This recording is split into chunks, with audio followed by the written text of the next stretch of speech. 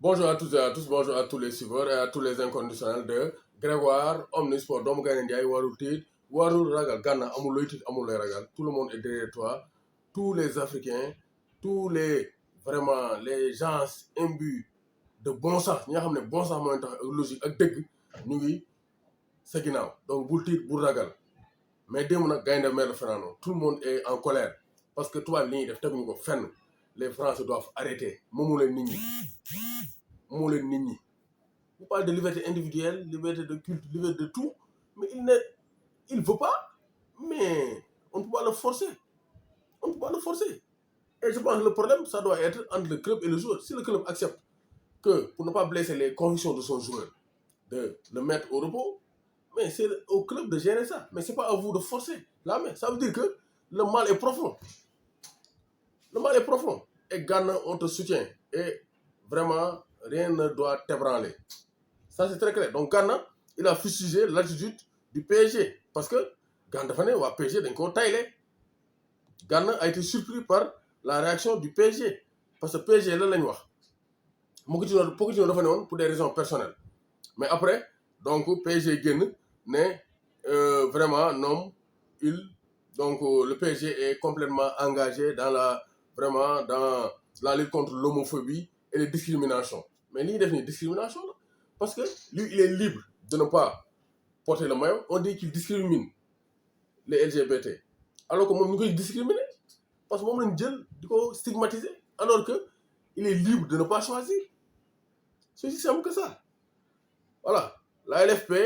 contactée, ne souhaite pas commenter l'incident et rappelle son travail de fond dans ce domaine depuis 4 ans. L'organisation d'ateliers de sensibilisation à l'homophobie dans les clubs et dans les centres de formation. Donc, mardi, une vente aux enchères a été organisée pour les ventes des maillots au profit de l'association LGBT. Donc, ñoom waa Paris moom donc génn nañ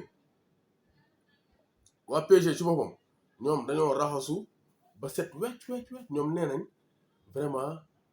bokkuñu parce que ñoom def nañ campagne de vente de maillots sax donc pour mën a donc kii ci LGBT voilà donc pour mën a donc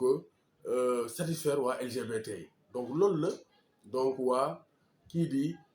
parisien wax nem ne dañuy xeex la lutte dañoo bokk ci lutte bi contre l'homophobie donc ñoom dañoo tayle Gana ñoom nee ñoom seen yoon newu ci donc décision joueur bi kese la alors que c'est le club qui devait protéger le joueur kon ne c'est pour des raisons personnelles que Gana bañ a ñëw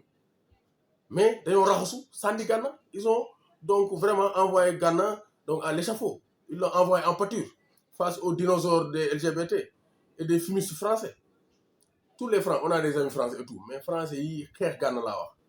duñu dara donc ils doivent arrêter et Matar Ba est sorti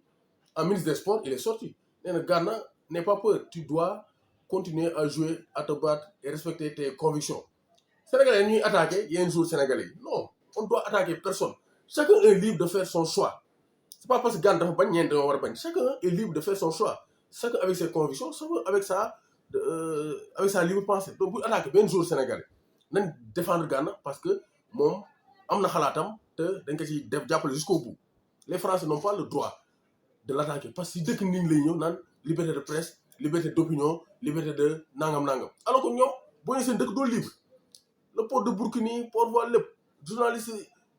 palestinien bi ñu rey fii ñoom dañ ko wax ukrainien yi ku ñu ci laal kenn ñu commencé yuuxu di alerter ñëpp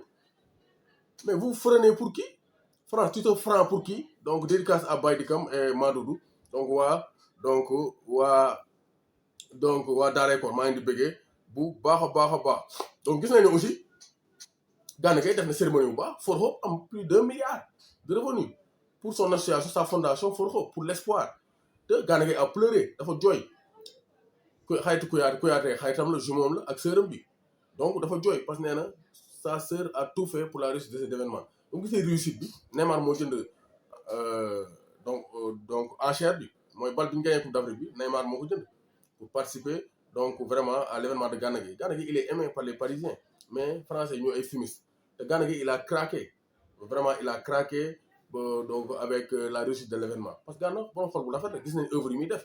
ñëw na fi def ay dons ñoom gis nañ ko c'est un gars qui est cool qui s'occupe de sa famille li ñu gis rek la ñu mën a wax voilà donc pour l'instant te c'est un Sénégalais on doit le défendre bec et ongle suñu autorité étatique yi fi mu gën a kawe ñoo war a génn njëkk génn wax fédération doo war a génn communiqué génn def déclaration conférence de presse Gana Gueye n'est pas n'importe qui il doit être protégé ça c'est très clair. Donc on va parler donc marché des transferts hein. Koulibaly donc est toujours visé par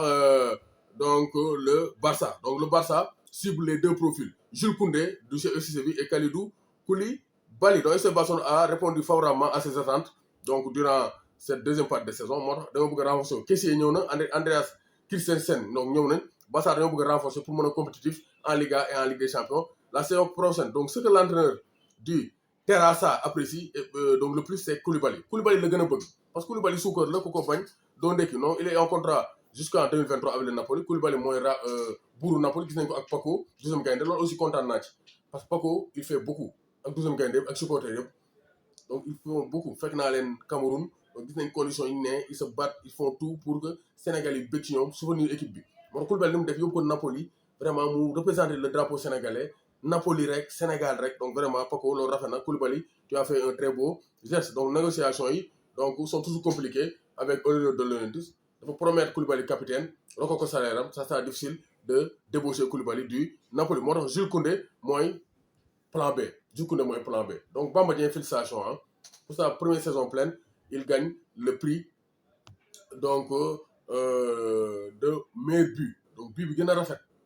ci saison bi moom moo ko dugal avant CAN bi mooy bicyclette papinade bi la def face à Strasbourg donc félicitations Bamba Dieng il a reçu des mains de Ronaldinho donc ça c'est un signe c'est pour dire que Bamba Dieng peut devenir un très grand joueur donc tey match Liverpool bi y aura donc vraiment absence de Van Dijk et de Fabinho donc ñoom ñaar duñu bokk match Liverpool bi face à Southampton un match crucial parce que Liverpool bu gagné day tolloog Manchester City gànnaaw autosoutien le monde du football may teew ñaan donc politique yeeg tout Sénégalais tout Africain war ngaa mën njëkk a défendre Gana Gueye parce que fii la dëkk Sénégal dëkk Afrique am na yenn nationalité ay sport bild des Anglais ñoo xam ne dañoo défendre Gana Gueye parce que les Français parlent de liberté alors qu'ils violent la liberté individuelle de Gana Gueye honte à ces fumists LGBT et à ces fumists journalistes de la France comme Daniel Riolo mun a Gana maa déçu Gana la décevoir rek Gana temps yëpp joué wul waxoo ci moom léegi parce que LGBT ngay gën di wane def di wax ju bari tout le monde doit défendre